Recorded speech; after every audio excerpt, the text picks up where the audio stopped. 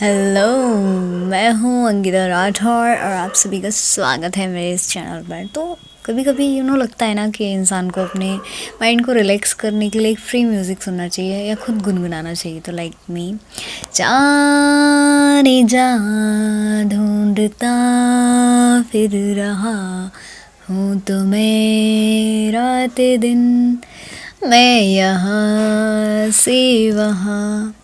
चलो छोड़ो, ये सब बातें हो गई बहुत पुरानी। तो एक नई कहानी की स्टार्टिंग करते हैं। एक नव्या नाम की लड़की है, उसकी ज़िंदगी की कहानी है। ये कहानी बेस्ड है उसकी शादी के ऊपर। तो चलते हैं। 12 वर्षीय नव्या सुंदर हिरनी जैसी चाल, चंचल, फैशन डिज़ाइनिंग की आखिरी वर्ष में थी। दिन भर घर पर मस्ती करती रहती थी। कॉलेज में सबकी चहेती थी। कॉलेज में उसके दोस्त भी थे, सहेलियाँ भी थी और एक दोस्त अरिदमन से बहुत नज़दीक थी, या यूं कह सकते हैं कि दोनों मिलकर भविष्य के सपने बुनने लगे थे। नव्या की मम्मी संध्या अपने पति सुदीप और छोटे बेटे आर्यन के साथ खुशहाल ज़िंदगी यापन कर रही थी। तो कहानी कुछ इस तरीके से है। हम थोड़ा आगे चलते हैं, थोड़ी गपशप भी कर सकते हैं क्या।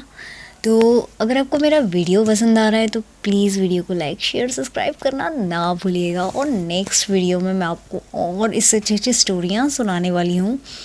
तो स्टार्ट करते हैं, कंटिन्यू करते हैं इस टॉपिक को। इन दिनों नव्या के नए नए रंगों को देखकर संध्या के मन में आ रहा है कुछ नया ख्याल कि नव्या कौन सी दुनिया में खोई हुई है। दिन भर मोबाइल में चिपकी रहती थी और एकदम खुले दिमाग की थी। तो अपनी माँ को भी अरिदमन के बारे में कुछ कुछ बताती रहती थी। नव्या को खुश देखकर संध्या को अपनी बीती हुई जिंदगी याद आने लगी थी। अब इसमें हम कह सकते हैं कि लोग भी पुरानी ज़िंदगी की यादें शुरू कर देते हैं। कोई भी बच्चा हो, बच्चे को देखकर अपनी पास्ट लाइफ तो सबको ही याद। नव्या की माँ अपनी बेटी को खुश देखकर बीती हुई ज़िंदगी की याद करने लगी थी। वह भी कॉलेज के दिनों में इसी प्रकार से खुश थी और कॉलेज में अनिल से उसकी अच्छी दोस्ती थी। लेकिन वह खुले मन से अपनी दोस्ती अपने मम्मी और पापा को नहीं बता पाई। पापा के व्यवहार बहुत अच्छे थे पर वह बहुत अनुशासन प्रिय थे। उन्होंने किसी प्रकार की अनुशासनहीनता पसंद नहीं थी। एक दिन उसने देखा कि उसके मम्मी पापा दोनों बात कर रहे थे कि संध्या बड़ी हो रही है, हमें उसके हाथ पीले कर देनी चाहिए। ये बात संध्या ने सुन ली थी। उसका दिल बहुत ही ज़्यादा उदास हो गया था। वह अनिल के साथ नए जीवन के सपने बुन रही थी। आज जब वह कॉलेज गई तो उसने अनिल से अपनी मन की व्यथा को कहा। अनिल से कहा, ऐसा कैसे हो सकता है, मैं आज ही जाकर तुम्हारे पापा से बात करता हूँ। शाम को ही वह उसके पापा से मिलने के लिए घर आया और बगैर किसी लाग लपेट के उसने अपने हृदय की बात कह दी। वह संध्या को अपना जीवन साथी बनाना चाहता है, लेकिन पिताजी तो किसी बात को सुनने के लिए तैयार ही नहीं थे।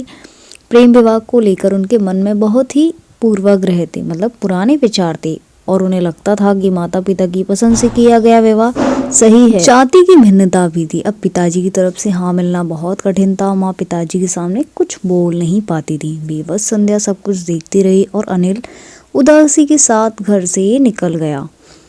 शाम का समय था, ट्रैफिक बहुत था। अनिल के मन में उधेड़बुन चल रही थी और सामने से आते हुए ट्रक ने इतनी जोर से टक्कर मारी कि अनिल का जीवन वहीं खत्म हो गया।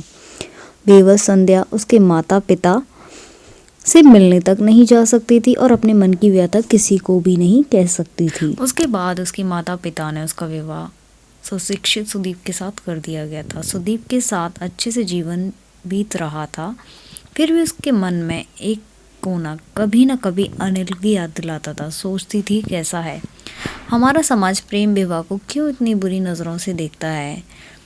विवाह तो दो आत्माओं का मिलन होता है। विवाह की शर्त यही है कि पति पत्नी सुख पूर्वक जीवन का निर्वाह करें।